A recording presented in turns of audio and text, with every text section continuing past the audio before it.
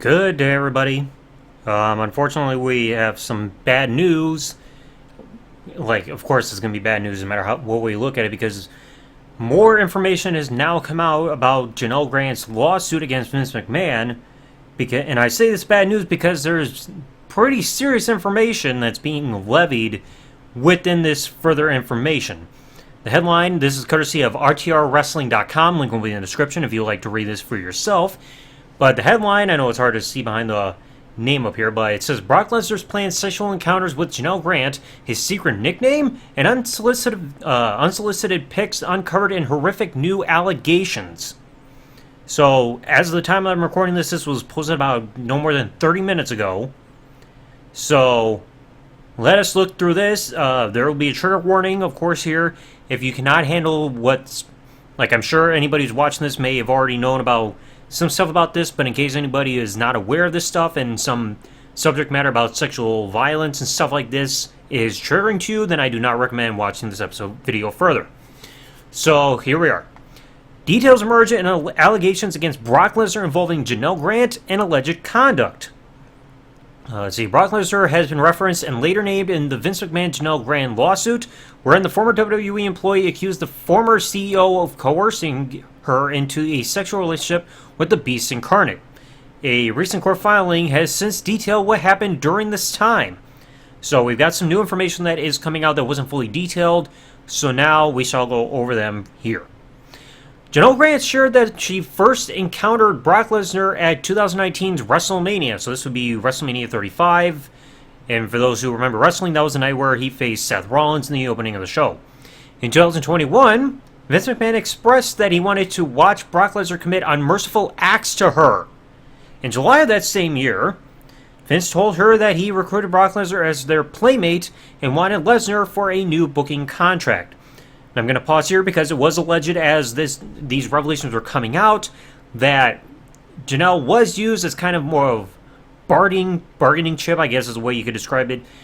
Kind of like a bargaining tool to try to get somebody to sign a new contract, and was suspected that it was Brock Lesnar because he returned around the time frame that this was mentioned, and now we again have further confirmation as we now have a further month elaborated upon. Later on, Janel was instructed to create personalized content for Brock, which would be sent to Vince, who would facilitate the exchange with Brock. So, more than one person has visually seen the content that has been forwarded to Brock. So, Vince is essentially the middleman in all this, and he is thereby trafficking this kind of behavior. Grant was later informed that the current WWE star, quote-unquote, likes what he sees. Vince later flew Brock for a quote-unquote business dinner and then a sexual encounter with Janel. Now, this part I'm about to read here has been noted, but I'm going to leave a comment about this in just a moment. However, the sexual encounter didn't happen as Lesnar was too drunk and was unable to show up. On the same night, Vince quote-unquote prepared Janel for a sexual encounter with Lesnar by pinning, dragging, slapping, fisting, and ripping her hair. This is highly disturbing. In August, Vince made a bet on who would, quote-unquote, physically rip Janel the furthest through sexual acts. Oh, good lord. Grant later learned that McMahon and Lesnar reached an informal agreement for the latter to return to WWE. Now, I want to bring up this part, the whole sexual encounter not happening. Good thing there. And I know people like to bring this up saying Brock did not do anything wrong, but you got to remember he had the intentions of taking part in this. And if he was not too drunk and was actually able to participate, I'm sure people would be having a darker outlook on Brock. And we also have to remember this about the man himself. This man is married to Sable. Okay? Former WWE employee. She's had a couple rounds with the company in terms of employment.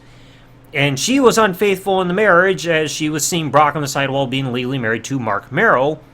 And despite the fact that Brock has been with Sable for the past 20 plus years, he was willing to cheat on her. And we also have to remember that out of everybody that's in WWE, he is home more often than anybody else because he's been on a part-time contract schedule ever since he returned in 2012. So despite the fact that he is home more often to be around with his wife and family, any other family members and everything more than anybody else, he was still willing to go along with this act. which is just like, no on all accounts, unacceptable. Now let me continue here. In December 2021, Janel shared that he received a text from an unknown number introducing himself as Polish Joe. It's either Polish or Polish, whatever the term is. Vince later confirmed to her that it was Brock. Oh boy. So even after he returned to the company, there were still talks going on. McMahon reminded her that she would, quote-unquote, do anything and to give what Joe wants, expressing that the former chairman was excited to see their exchanges. Lesnar confirmed his identity by sending a non-sexual photo of himself. Oh boy, so this was a new revelation saying that we knew about the whole thing about unsolicited photos, like raunchy material and everything, but this is a new bit here saying that this continued even after Brock came back at SummerSlam 2021. And we know Brock is not an innocent man himself.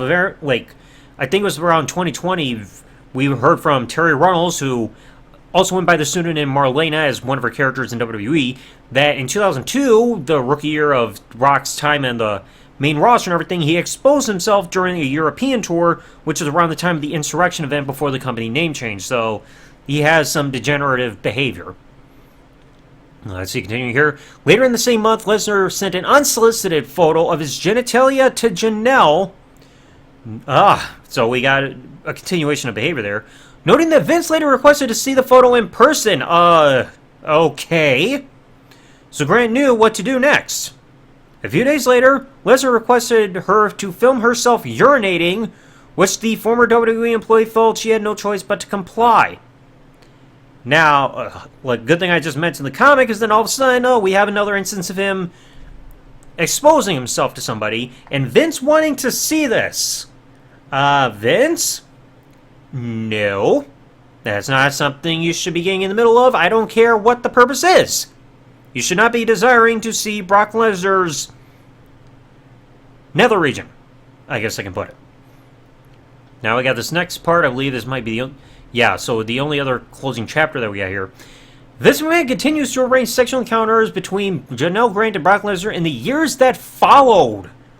Okay. From the same court filings, Janel Grant noted that Vince McMahon continued to arrange sexual encounters between the former WWE employee and Brock Lesnar, even flying her out to different cities just to meet the Beast incarnate. Though it should be noted, it wasn't explicitly stated whether Brock and Janel went with what Vince wanted.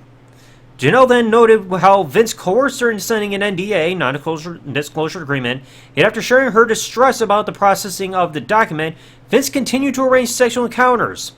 Communication between Janel and Lesnar continued in March 2022, 2 months after she signed the NDA.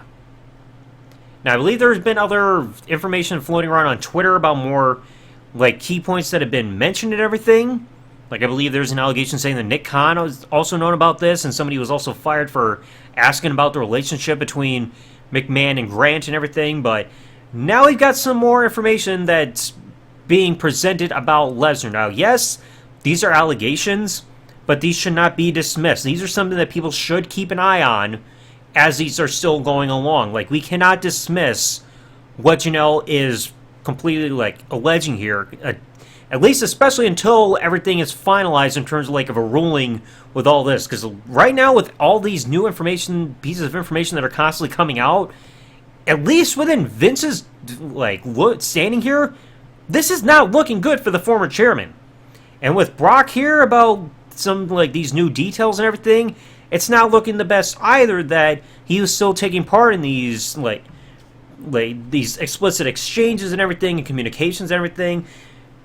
And like I said, the fact that this man was going through with some of these things, despite the fact that he's a married man who has more personal time with his significant other compared to probably anybody else on the roster in WWE, it's just what would spawn him to even agree to this?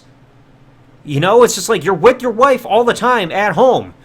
You're living a private life and everything. You work a part-time schedule more than anybody else, even more than Roman Reigns, and you are willing, in a way, still taking part in some of these actions.